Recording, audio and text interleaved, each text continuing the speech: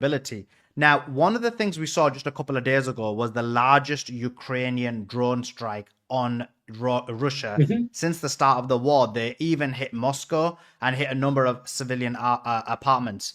Zelenograd, they didn't hit Moscow, they hit Zelenograd. It's about 35 kilometers from the center of Moscow. It's kind of suburb of Moscow is gigantic.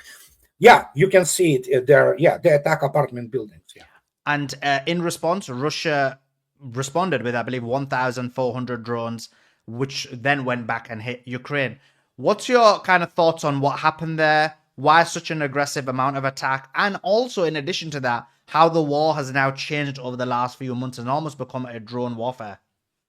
No, it's misperception. Okay. You see, that's the problem. It's you cannot take out from Harvard, from the journalist school, or from the whatever they study, their history, and explain to them. What you see is just merely what sells as the story. Reality is majority of the essentially annihilation, if you wish, fire impact on the enemy, in this case, of course, armed forces of Ukraine and then NATO handlers, is not by drones still.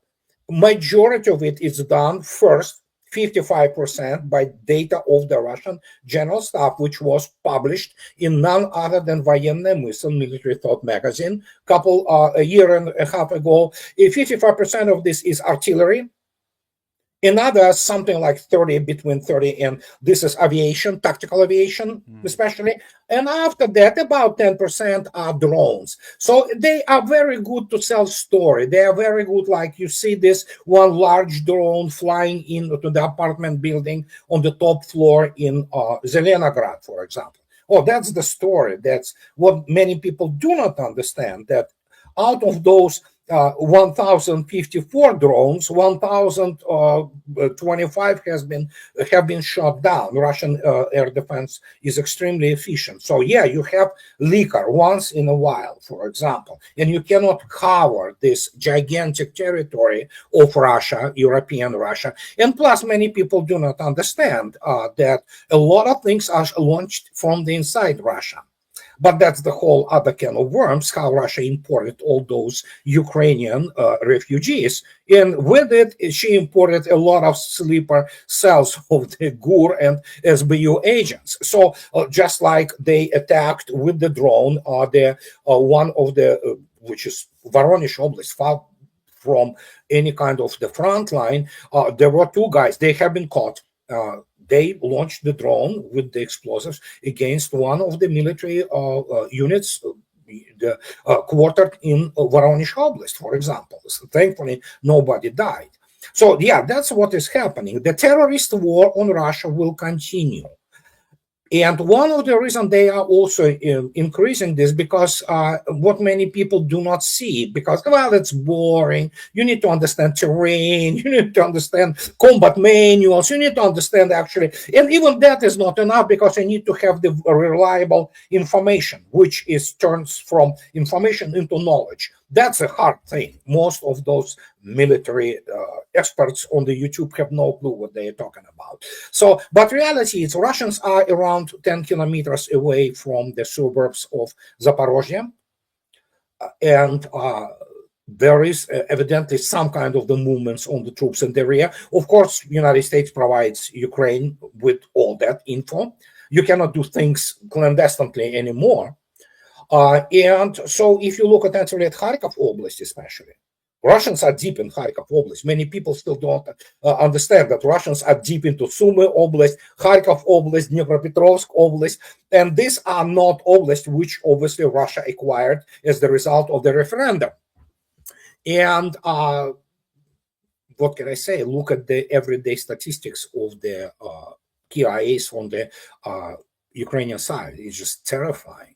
But as I already stated, probably somebody understands what is going on and they are desperate, and so they need to do something, you know. And again, you have to understand, George Galloway today came out, Starmer's premiership is done. Not only Starmer's, the UK as a country essentially done, you know. So you look at Macron, complete catastrophe. Look at Scholz and Merz. It's catastrophe. Germany is deindustrialized. It will be back to the essentially Morgenthau plan. In effect, what is happening? So UK lost its chemical industry now. It doesn't have actual steel production. It's pathetic. Something like 5 million tons. Moscow alone. Yekaterinburg or Chelyabinsk produce more, and this is just one of the still producing areas. When you look at that, Italy is just, they are becoming poor, and Europeans will become really poor. And many people do not understand that when they go to Paris, which reeks of urine, it's dirty, it's not European anymore, or you go into Brussels, it's just covered in garbage, and you're like, really? That's the first indication of where it is all going. And this has been going for a while. And again, will Europeans rise up? I'll give you the story, which is not some kind of urban legend.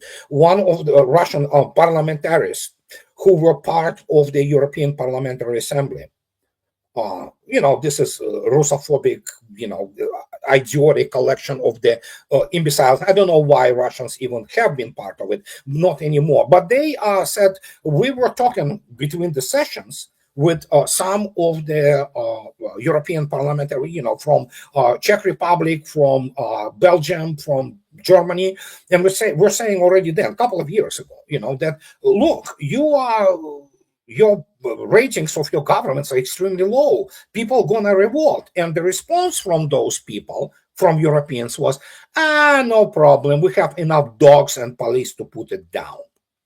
So, make your own conclusions. Yeah, I mean, there's no doubt this is happening, the totalitarian aspect of it. I'm originally from the north of England, and it was built on steel manufacturing, steel factories. All them jobs have gone now. There's not much opportunities, especially in the north, because the north was the kind of manufacturing. It's where the old England survives, essentially, in the north. But they are essentially, it's over. It's over. And the problem is with the UK, and I know there's a similar problem in the US, where the manufacturing industry has just been exported out of the countries. Absolutely. Yeah. 2000, I believe it was August or July, congressional, legislation, the bill number 4444, allowing during the last days of Clinton administration for ascendance of China into the World Trade Organization. If NAFTA was bad before, after that, it sucked everything from American industries. Thankfully, they retained some, obviously, aerospace in, Boeing at least is there. It, of course, even after catastrophes of 737's MAX, they still produce some of the great aircraft like, 777s and, So, but,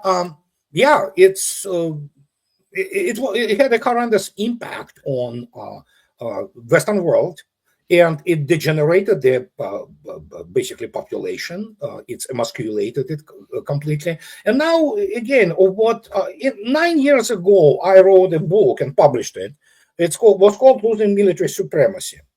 And my thesis was, first, this supremacy was grossly exaggerated by means of Hollywood and propaganda to start with. Okay, United States never was great continental power, but okay, we'll give the credit where the credit is due through some things. But already then I said, technologically, United States is just not there anymore. And so everything came to truth or fruition during start of the special military operation. I remember the giddiness, or if not outright idiotic reaction of Pentagon and all that at the start. And here we are today.